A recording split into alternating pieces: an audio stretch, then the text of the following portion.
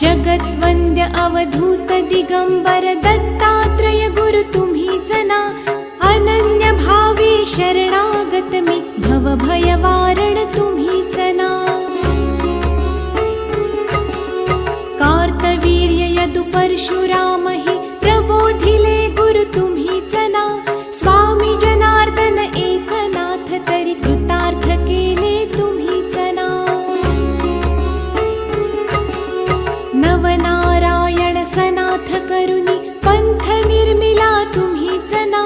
मच्छिंद्रादि जति प्रवृत्त केले जन उद्धारा तुम्हीच ना।